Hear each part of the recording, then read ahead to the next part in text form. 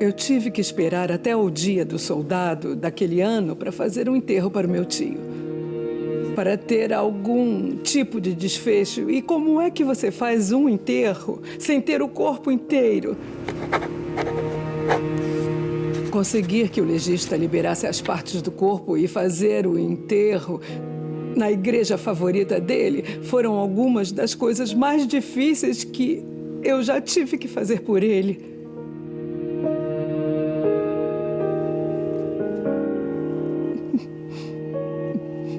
Não. Podia ter feito isso com ele. Ele era uma pessoa tão boa. É tão inacreditável. Com a terrível perda de Hervey, os parentes não são os únicos tentando seguir em frente. Naquele momento, Gabriel Campos Martínez informou à polícia que ia se mudar para San Antônio para morar com um irmão. Enquanto eles estiveram juntos, Gabriel estava morando com o Hervey no apartamento em Hollywood. E sem Hervey para ajudar, Gabriel não conseguia pagar o aluguel sozinho. Então ele decidiu se mudar e morar com a família em San Antônio, Texas.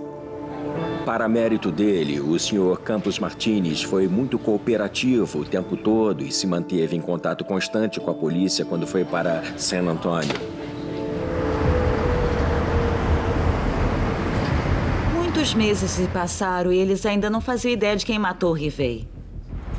E justo quando o caso parece perdido, os investigadores conseguem uma pista. Eles encontram uma discrepância nos registros telefônicos do ex-amante e colega de quarto de Hervey, Gabriel Campos Martínez. Os mesmos registros que Gabriel disse que provavam que Hervey estava no México antes do assassinato. Havia algumas ligações vindas de um número de uma empresa de cartões telefônicos que eram consistentes com as datas que Gabriel disse que Hervey estava no México.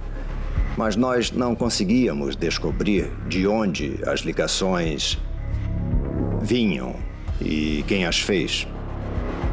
Precisamos de vários mandados de busca para descobrir que o cartão telefônico nunca foi utilizado. Os detetives descobrem que Gabriel havia mentido para eles. O número do qual Gabriel disse que Hervey estava ligando para ele, na verdade, pertencia a uma amiga de Hervey no México.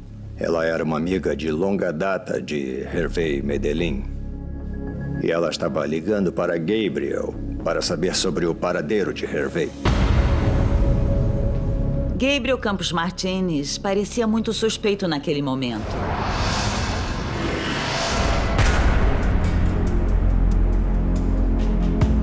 A polícia estava tentando descobrir por que Gabriel poderia querer matar Hervey. E eles estavam se perguntando se teria a ver com o dinheiro. Eles imediatamente checaram quais eram as contas do Sr. Medellín e se Gabriel Campos Martínez tinha acesso a essas contas.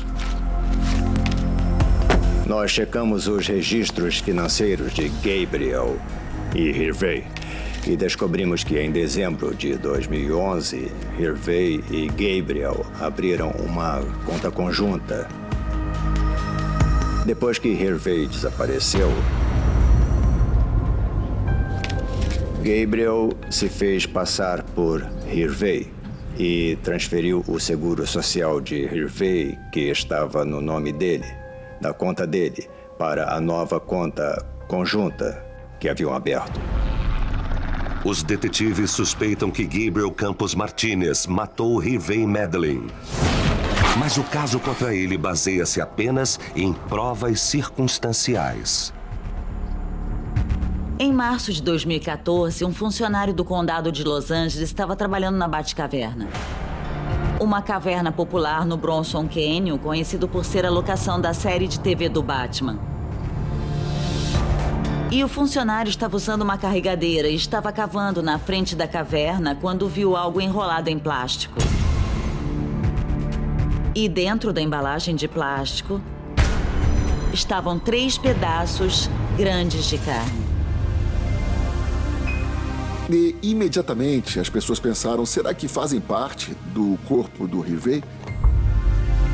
Então foram feitos alguns testes e foi revelado que, de fato, eram do corpo do Rivey.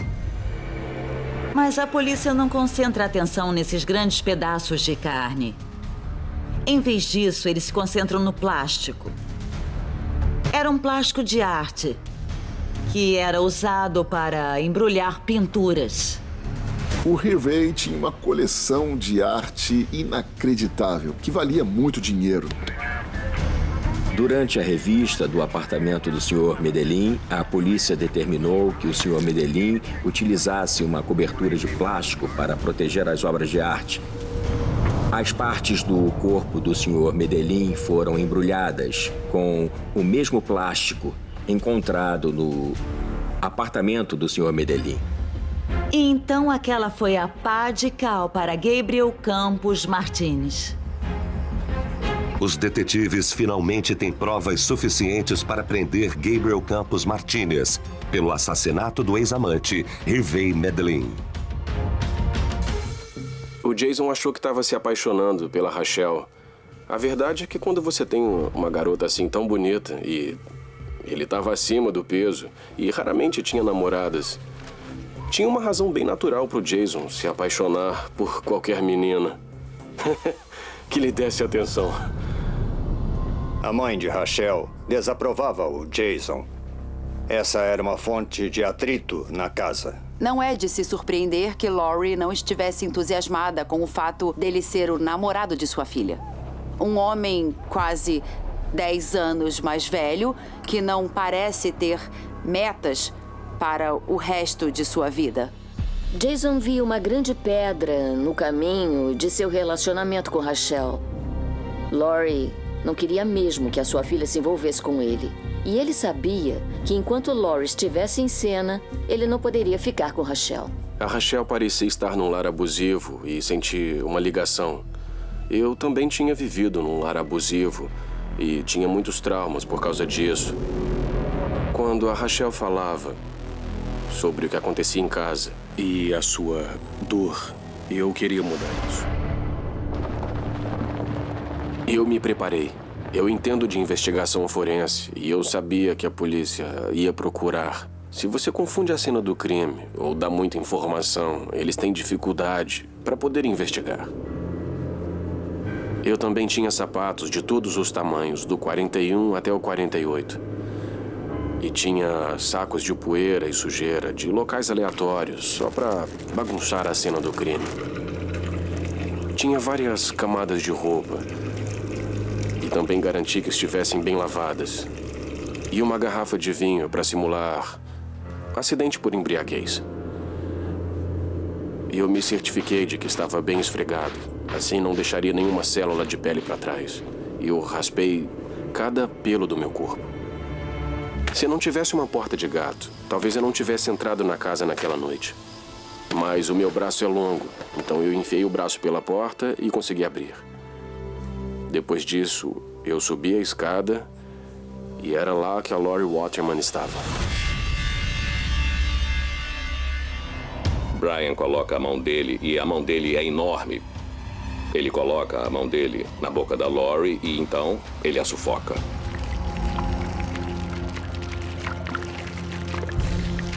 E a melhor ideia que eu tive na hora foi destruir as evidências. Queimar o corpo, queimar o carro, queimar tudo que eu tinha usado. Acabar com tudo. Os policiais dizem a Jason que acham que ele é o culpado. Eles apresentam algumas provas e pedem que ele use uma escuta contra Brian. Jason finalmente veio me ver. Eu fiquei desconfiado. A maneira como ele falava comigo era meio estranha. Eu não imaginava que ele usaria uma escuta e que me trairia desse jeito. Sabe, eu fiz tudo pra ele. Pelo menos ele me devia dar isso em troca. Acabamos dando uma volta de carro. Depois de um tempo eu fui me sentindo seguro e comecei a conversar com Jason sobre o que tinha acontecido e o que estava acontecendo com ele. Eu falei tanta coisa que àquela altura eu já estava comprometido. Então eu disse a ele que eu queria ver a minha família. Eu já sabia que eu estava indo ladeira abaixo. Eu só queria dizer adeus. Quando eu cheguei em casa, eu disse à minha mãe, mãe, sabe aquele assassinato? A polícia acha que fui eu.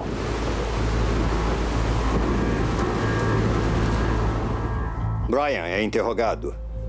E a polícia basicamente diz, olha, Rachel e Jason te entregaram. Eles disseram que você matou a Laurie. Então, nesse caso, é melhor confessar logo. Eu pensei em assumir o máximo da culpa que eu pudesse, esperando que o Jason não fosse o burro bastante para admitir que sabia sobre aquilo. Eu esperava que ele dissesse que tinha sido só o motorista, que tinha aparecido depois. Mas não foi assim que acabou. Quando eles prenderam o Jason, eles sacaram as algemas e ele desmoronou. Admitiu coisa demais para que pudesse pegar uma pena menor.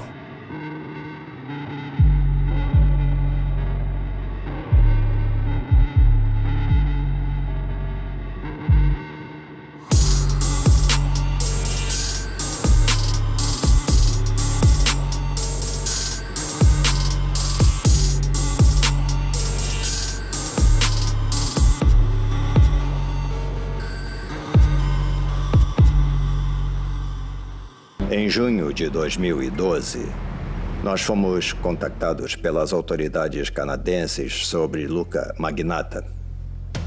Magnatta was arrested 2 weeks ago. The murder he's accused of was horrifying. A torso found in a suitcase outside his apartment. A hand and foot mailed to political parties in Ottawa. Days later, another hand and foot arrived at 2 elementary schools in Vancouver. Police still haven't found the head. O suspeito era Luca Magnatta, conhecido como o psicopata canadense ou o assassino do picador de gelo, porque ele matou e desmembrou e comeu parte de um jovem. E ele filmou e transmitiu na internet. Incrivelmente, ele também havia morado em Los Angeles. O assassinato e a decapitação desse estudante de intercâmbio eram similares ao assassinato de Hervé Medellín. E como desmembramentos não acontecem toda hora, havia uma possibilidade de que os 2 casos estivessem ligados. E, mais uma vez, a ideia de que um serial killer poderia estar por trás disso surgiu na mente dos investigadores. E eles acharam muito provável que Luca estivesse por trás do assassinato de Hervé. Em 2012, um vídeo de 11 minutos foi postado num site chamado Um Lunático, um picador de gelo. O vídeo mostrava um homem amarrado numa cama e outro cara o esfaqueando repetidamente com um picador de gelo. Luca Magnatta era um canadense que matou e desmembrou e comeu parte de um jovem. E ele filmou e transmitiu na internet. Ele postou um vídeo explícito na internet daquela noite e havia horas de filmagem de segurança também. Em uma delas, ele estava usando a camiseta da vítima horas após o assassinato. Ele queria atenção, ele queria que as pessoas conhecessem ele. Então, quando matou o estudante de intercâmbio e mandou as partes do corpo para os parlamentares, ele estava dizendo: todos olhem para mim. Em 1988, Enietra Washington é uma mulher de 30 anos que vive no centro-sul de Los Angeles. Enietra era mãe de 2 filhos e trabalhava como cuidadora. Nascida no centro-sul de Los Angeles, ninguém conhecia o bairro melhor que Enietra Washington. Nessa noite, seus filhos estavam com o pai. Então, Enietra fez planos de sair com sua amiga, Linda. Ela estava indo ao encontro de uma amiga quando um carro parou ao lado dela.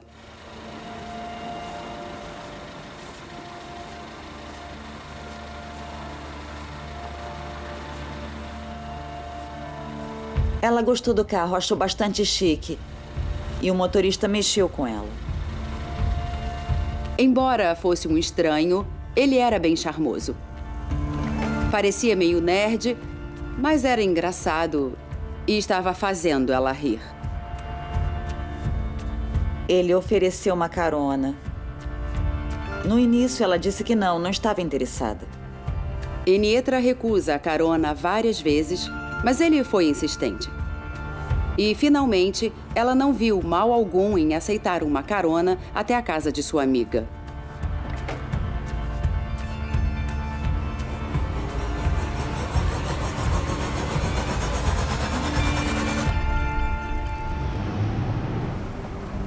O jeito dele estava muito diferente.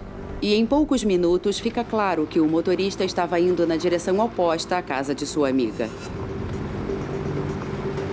Ele começou a chamá-la de Brenda. Enietra achou que ele a tinha confundido com essa mulher chamada Brenda. E aí ele parou. E houve um silêncio.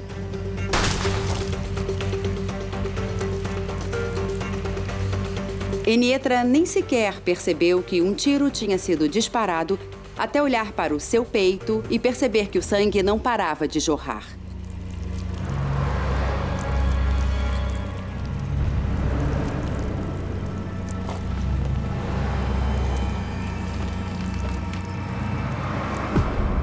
Ela apagou.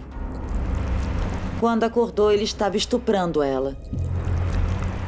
Enietra tenta empurrar seu agressor, mas está muito fraca e desorientada devido ao seu ferimento. O que ela lembra desse momento são fotos de Polaroid sendo tiradas dela. O flash da câmera, uma luz branca ofuscante. Lembra de acordar e desmaiar. Nós fomos para uma área um pouquinho afastada da trilha, que a gente costumava fazer e a gente estava com o cachorro. O cachorro que estava com ela se chamava Ollie. Ollie saiu correndo. Foi para baixo de uns arbustos e começou a cavar freneticamente. Ollie mexeu numa sacola de plástico e algo caiu de dentro dela. O objeto que estava dentro saiu rolando e caiu no barranco. A mãe foi olhar melhor lá para baixo. Tinha algo no meio das folhas. Elas demoraram alguns minutos para entender o que é que estavam olhando e só dá para imaginar o susto.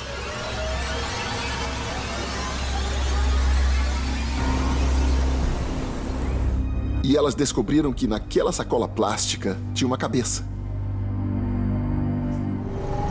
As partes do corpo foram levadas para o legista. A análise do legista revelou que a vítima foi estrangulada. Ela foi cuidadosamente cortada em pedaços. Quem desmembrou o corpo entendia tudo de esquartejamento. Sabia onde cortar e onde as articulações ficavam. As partes do corpo foram refrigeradas antes de serem desovadas. O exame de DNA revelou que as partes pertencem a uma mesma vítima masculina. Agora, os detetives devem identificá-lo. Com qualquer vítima, uma das primeiras coisas que nós fazemos é descobrir quem ela é. Havia cerca de 10 milhões de moradores no condado de Los Angeles. Todo mundo estava nervoso porque no início eles não sabiam de quem era. Um dos nossos primeiros pensamentos foi, felizmente ou infelizmente, as partes estão tão frescas que as pontas dos dedos ainda estão boas para extrair as digitais. Nós as colocamos no sistema e descobrimos que a nossa vítima era Hervé Medellín. Os detetives suspeitam que Gabriel Campos Martinez matou Hervé Medellín. Mas o caso contra ele baseia-se apenas em provas circunstanciais. Em março de 2014, um funcionário do condado de Los Angeles estava trabalhando na Batcaverna. Uma caverna popular no Bronson Canyon, conhecido por ser a locação da série de TV do Batman. E o funcionário estava usando uma carregadeira e estava cavando na frente da caverna quando viu algo enrolado em plástico. E dentro da embalagem de plástico estavam 3 pedaços grandes de carne. E imediatamente as pessoas pensaram, será que fazem parte do corpo do Hervé? Então foram feitos alguns testes e foi revelado que, de fato, eram do corpo do Hervé. Mas a polícia não concentra atenção nesses grandes pedaços de carne. Em vez disso, eles se concentram no plástico. Era um plástico de arte que era usado para embrulhar pinturas. O Hervey tinha uma coleção de arte inacreditável, que valia muito dinheiro. Durante a revista do apartamento do Sr. Medellín, a polícia determinou que o Sr. Medellín utilizasse uma cobertura de plástico para proteger as obras de arte. As partes do corpo do Sr. Medellín foram embrulhadas com o mesmo plástico encontrado no apartamento do Sr. Medellín. Então aquela foi a pá de cal para Gabriel Campos Martínez. Os detetives finalmente têm provas suficientes para prender Gabriel Campos Martínez pelo assassinato do ex-amante Hervey Medellín. Essas foram as 3 peças-chave que levaram a uma acusação de assassinato contra o Sr. Campos Martínez. Quando eu fui depor, estar na mesma sala que essa pessoa, a 2, 3 metros de distância dele, só ter que olhar para ele foi devastador. Most of the work can be done with a few simple tools: long-bladed knives, a cleaver, or hatchet, and a hacksaw. O advogado de defesa alegou que talvez Hervey tivesse morrido de causas naturais ou tivesse cometido suicídio. Campos Martínez não sabia o que fazer com o corpo e não queria que os policiais pensassem que ele era um assassino. The car. They checked the car. They impounded the car. They looked at the car. Again, no blood. O único momento em que ele pareceu incomodado foi quando ele viu fotos do Hervey.